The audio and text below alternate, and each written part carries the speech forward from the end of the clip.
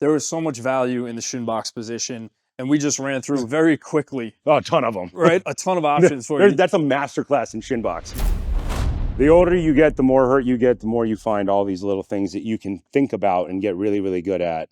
Yeah, so when you kind of introduced the shin box to me, I had known about the shin box because we use it a lot in jiu-jitsu and martial arts, but I really started to understand how it can expose asymmetries between your sides. So a lot of times people can hold a shin box really well on one side with a vertical spine, and then they go over to the other side and it's a completely different story. With a lot of really bad knee injuries, complete PCL disruption, complete LCL disruption, deal with imbalance all the time. So I have to work with asymmetrical things like kettlebells and clubs because it allows me to hunt down and find where my body's trying to use the good side all the time. You were talking about this little isolation drill that you were using to isolate a piece of your hip. So for me, it's always been my right hip, and I've always had right-sided back pain. So the two are absolutely connected. If your hip is not working well on one side, it's gonna go into you're gonna feel it on that side of your back. And so I noticed that I had a lot of compression in my posterior hip here. So I found that if I drive this knee forward, okay, I create space in the hip. And now if I drive down, I get the glute medius to activate. So are you driving down knee or are you driving down rear ankle? I'm driving down knee. So collapse the knee down this way. Yes. So knee's going forward and knee's going down. You're reaching support out to the other side because the goal is to isolate this chunk of hip. Yes. To create that tension. Well, yeah. So it's space. I want space in here. Space in the front of the hip. To push the knee forward and then down. And you'll notice that if you don't feel this in your glute, you're going to be overactive in this area. And that's not what you want. You want this.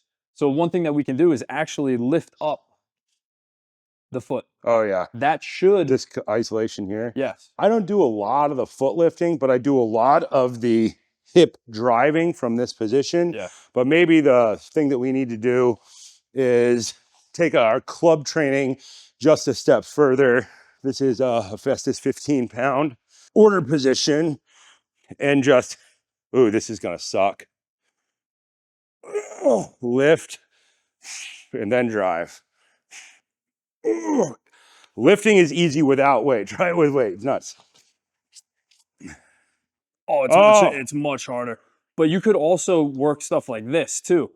So in jiu-jitsu, you have to have dexterity in your hips. So working things like a lift to a kick back to the shin box is going to help with relative motion of these joints, because if you don't have that ability, so let's say if I was more restricted here, you would see someone do something like this. The collapse of the spine, the change of the shape of the spine, because the position of the hip bowl itself changes. And when you lack that, that means that if someone puts you into this position where you're going to need to be able to do this on the mats, and you can't keep that integrity with your spine, the force is going to go somewhere you don't want it, like your spine, like your low back, and that's how you can potentially get hurt. Asymmetries don't necessarily equal pain. Yeah. They don't necessarily equal injuries either.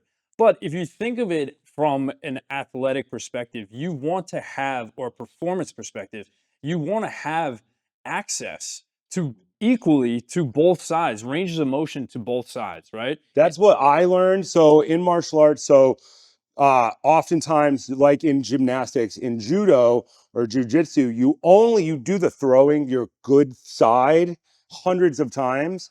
And what I realized is that was really bad for me. Yep. If you want to continue to perform, the thing that I learned in martial arts specifically was an exact equal amount of technique on both sides. So you do the right throw, you stand up and you do the left throw. And you don't do 50 throws on your good side, and then everybody gets tired and calls it a day before you do 50 on the left side. Right? Exact equal training from step one. Same amount of time, same load, same dedication to the technique. You absolutely should do that. It's kind of a joke in jiu-jitsu that, judo guys, practice a technique like you said, 50, 100 times, right? Jiu-jitsu guy does it 3 times on both sides and then goes home. Yeah. But And then you also have your favorite, your preferred side when you're actually training, right? Yeah. So like I would say 90% of people are playing on their right They're hip, always playing on the right hip. right? And then they're passing to this side too. Yeah. So you're developing strength, you're developing that neurological connection, right, on that one side. So for me, what I noticed was that it was really this side that was bothering me because I was always favoring that, right? Yeah. And then I started doing these things where you drive the knee forward and then down to the mat. That's going to activate the glute medius, which is often weak on a lot of people. And now the hands. This is actually really interesting. So if you drive your chest back, what you're actually doing here is you are opening up this part of your back. Yeah. So talking shoulder to opposite hip, the X across the body, front of the body, and back of the body. Now, if you breathe in, so you're doing this, right? I'm driving forward and down, so I'm activating my glute medius, but now I'm driving back and I'm creating space between my shoulder blade and my spine back here, where a lot of people are compressed. You coordinate the breathing and you can open all of this up. So it becomes a really interesting way to create space, create mobility without having to do some of the like traditional mobility things we see. Just drive that forward, drive it down, press away, and then breathe, and you'll be able to create more space and hopefully reduce some pain and alleviate some of those asymmetries that you may have. Let's run through this. Let's make this a super idea. So use Shinbox as warm up, use Shinbox as cool down. In warm up, there tends to be isolation, a windshield wiper. Oh, you can tell I'm tight today, is moving just one. And now we're going to drive our spine straight up and straight down to create space in the back. Ankle stays flat on the ground. The foot is in half flexion. Isolate that. Work on that for a minute. As you go, it gets more warmed up. The windshield wiper, one leg movement, turns into two leg movement. Work on, instead of being away from it, getting all the way down, two sits bones flat on the ground, verticalize the spine, take the opposite hand, drive it into the ground, and make the spine straight up and down. Change sides, it's that micro movement, lift all the way up. Then the rotation. This is the one that I use a lot because for some reason, everybody tries to crush me into the mat. I don't know what it is. Something about my face makes people want to sit, just slam me into the ground.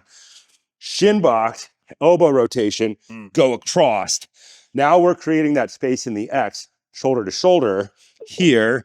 When you got a little bit more space on the mat, then you transition to that other side and work on that mobility. If you have injuries, one side always lags. So in the warm up, you're trying to make it better. Final step, try to get all the way into that dying warrior. Shoulder drives all the way through. Too tight today, that's all right. We just keep mobilizing. Get all the way down. That's the one.